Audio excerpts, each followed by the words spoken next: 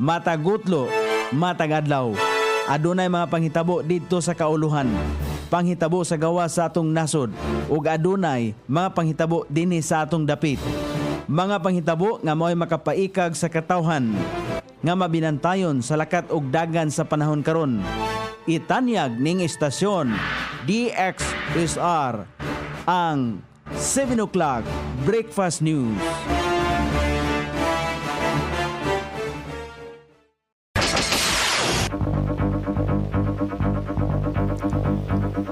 Higala, kumusta? Maayong buntag Iligan, maayong buntag Mindanao, maayong buntag Pilipinas. Adong Martes karon sa 3 ning buwan sa Marso ning tuiga 2026.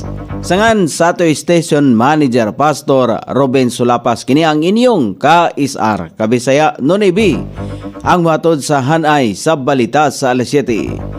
Og karon sa uluhang tudling sa ato mga balita, 398 ka mga senior citizens sa Iligan midawat og 10,000 pesos alang sa Expanded Centenarian Act program sa NCEC. Mga pulis i-deploy sa Mahiyahay aron pag-secure sa kabalayan patok sa lungkab og pagpangawat. Iladong politiko gitudlong mipusil patay sa babaye dito sa Initaw, Misamis Oriental. Vice President Sara nanawagan sa mga Pilipino sa tunga-tungang sidlakan nga magmatngon luyo sa migrabing tensyon. Mayon volcano padayon ang mga pag-alboroto. 54 ka Pilipino sa Israel mihangyo og repatriation luyo sa nagpadayon nga tensyon sa tunga-tungang sidlakan. Sa gawa sa nasod, Supreme Leader sa Iran gianunsyo ang iyang kamatayon. Balita sa kinabuhing Kristohanon o sa kamahan sa Uganda, gidunggab ang kaugalingong anak nga nidawat kang Hesus Kristo isip Ginoo og manluluwas. Kini ang uluhang tudling sa atong mga balita nga dalit kanato ning istasyon DXSR 106.7 sa inyong FM dial. Ang bugtong radyo sa dakbayan siligan nga nagsibiya sa balaang kasulatan, pinasubay sa inspired and preserved, not simply dictated King James Version sa Angkor Broadcasting Corporation. O karon sa kompleto nga detalye, gipahigayon ang payout alang sa senior citizen nga nag-edad og 80, 85, 90, 95 ug usa ka gatos anyos sa Iligan City kagapong adlaw Marso 2 ning tuiga sa Luinab Gym. Adunay 398 ka mga senior citizen nga nakadawat og 10,000 pesos matag usa pinaagi sa Expanded Centenarian Act program Republic Act 11982 nga giimplementar sa National Commission on Senior Citizens kaabag ang Office of Senior Citizens Affairs sa LGU Iligan. Sumala pa ni Edgar Navales, head sa Office for Senior Citizen Affairs, USCA, kinahanglang iproseso na daan sa mga senior citizens ang ilaang papilis sa USCA 5 ka bulan sa dili pang ilaang adlaw natawhan aron na dili malangan ang pag-approve sa papilis sa NEC kon NCEC.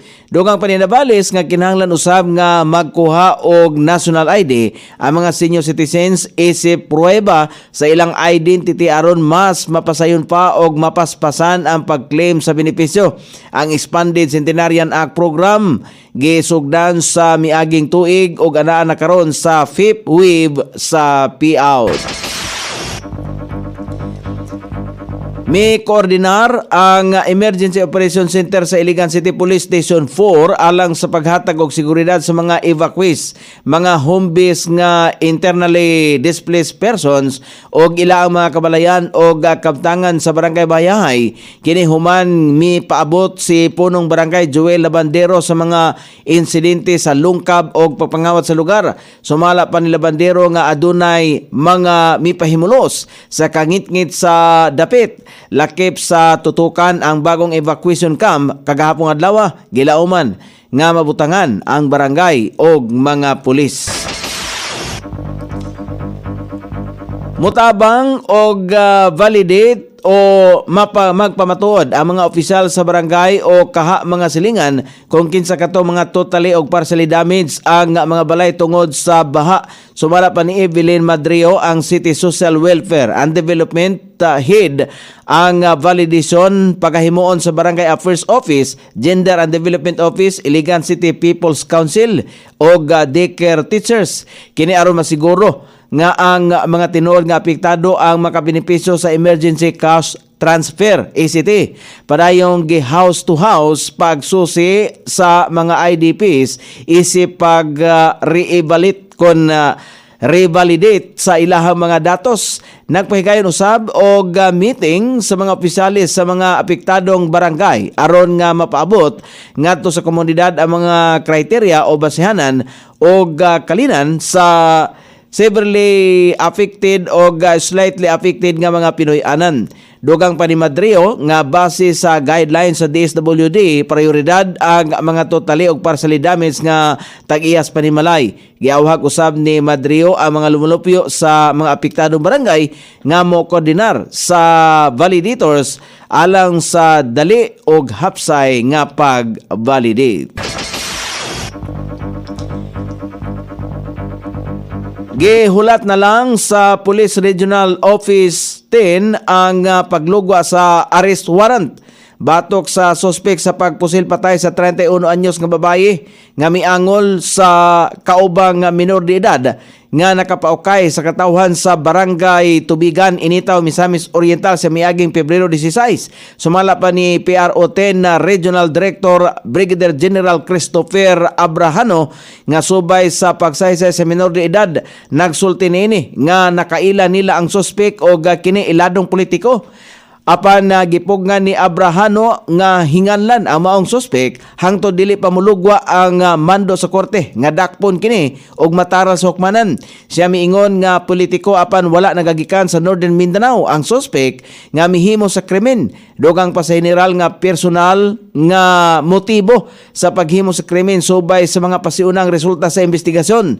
Napasa na sa kapulisan sa piskalya ang sumbong nga murder o frustrated murder batok sa maong politiko, ingon man kauban ini sa pagkahitabo sa krimen. Hisay rang nakahiagom sa pinusilan sa ulo ang 31 anyos nga si alias Jayjay nga taga-Hasaan, Misamis Oriental, dihang gibiyaan kini sa daplin sa dalan sa Barangay Tubigan, Initaw, Misamis Oriental atong Pebrero 16 sa kadlawon.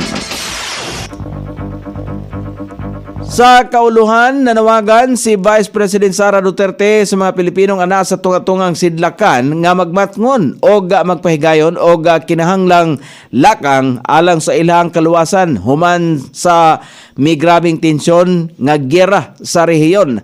Gitabangan usab sa Vice Presidente ang mga Pilipino nga likayan ang mga lugar nga adunay military operations o dagkong hutong sa panagtigom o paminahon ang mga opisyal nga adunay abiso gikan sa lokal nga otoridad o Ministry of Foreign Affairs sa nasod diin sila nahimutang. Giawagan usab ang mga Pilipino sa rehiyon nga motutok sa mga kasaligang balita og mintinahon ang komunikasyon sa pamilya. Gihatagan usab og katin-awan si kaduhang pangulo nga kinahanglang siguroon nga huptan ang emergency number sa Department of Foreign Affairs o lokal nga otoridad o valid nga mga dokumento o pasaporte.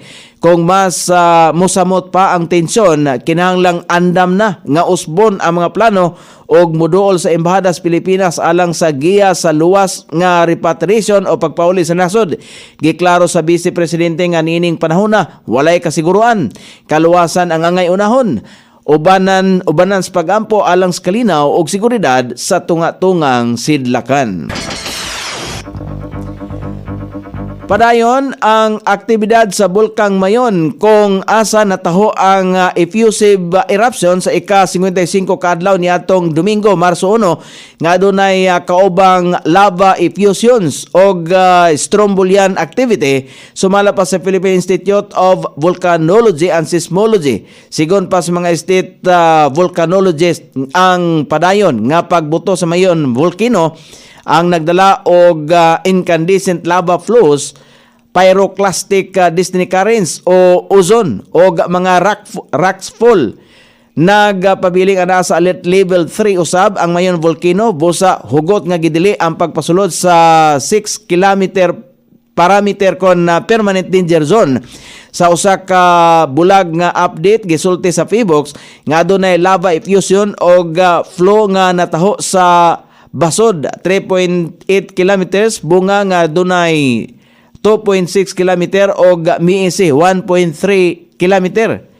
Dungan sa minor strombolian activity og pagbuga og aso sugod sa tunga-tungang gabi niadtong Pebrero 28 hangtod sa tunga-tungang gabi sa Marso 1 nataho ang 22 ka mga volcanic earthquakes, 310 ka rockfall events og 7 ka PDC signals. Makita usab ang crater glow samtang moabot sa 200 metros ang mga plumes nga adunay kaubang moderate emissions.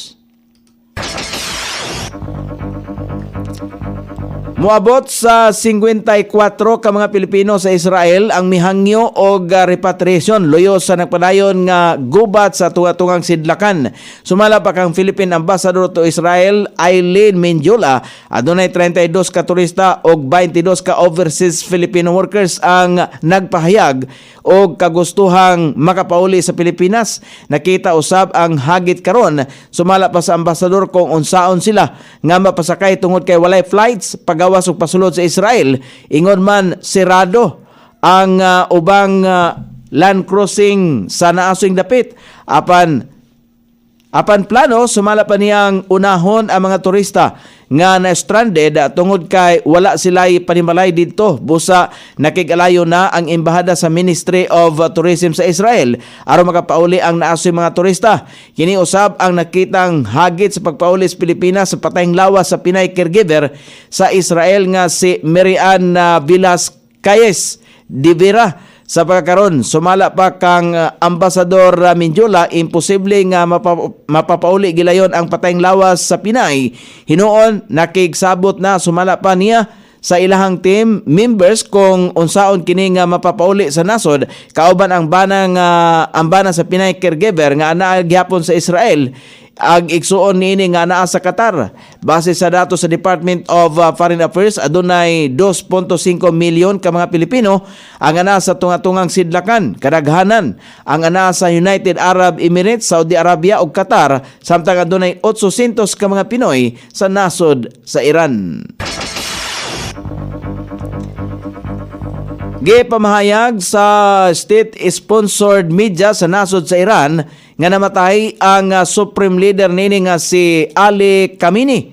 Apan wala gikumpirmar kon tungod ba kini sa gipahigayong airstrikes, gideklara sa media nga adunay 40 ka mga adlaw nga pagkasubo sa iyahang kamatayon. Kini nga anunsyo gikumpirmar una ni US President Donald Trump nga namatay na ang naasong leader nga si Khamenei. Giilang pinaka-leader sa nasod sa Iran sugod pa niadtong 1989 hangtod sa iyang kamatayon karong tuiga. Sa kasamtangan, giila pa gihapon kon ang iyahang sumusunod buhi pa ba aron nga mopuli sa iyang katungdanan.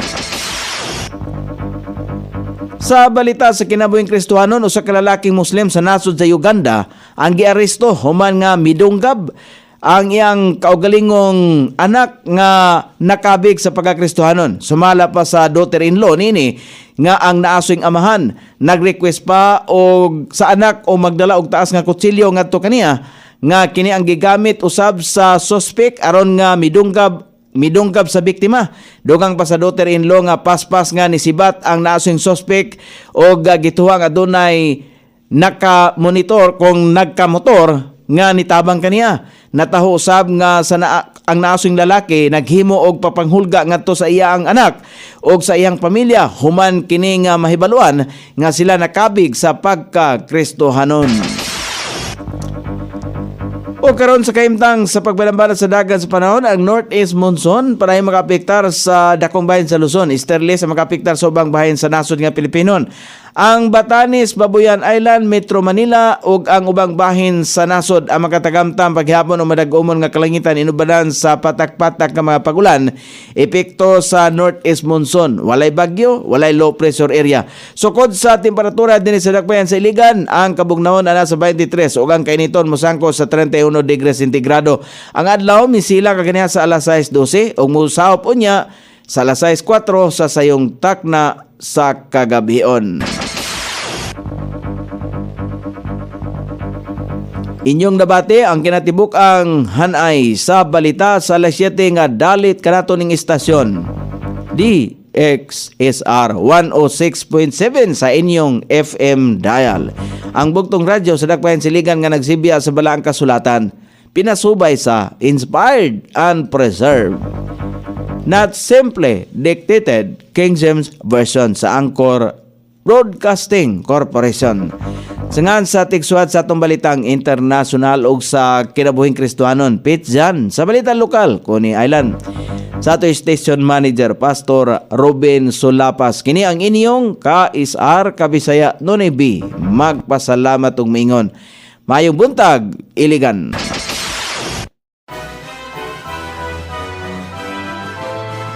Inyong nabati ang 7 o'clock breakfast news hangtod na usab og mga adlaw sa samang takna o sa samang istasyon. Daghang salamat sa iyong pagpaminaw ug maayong buntag.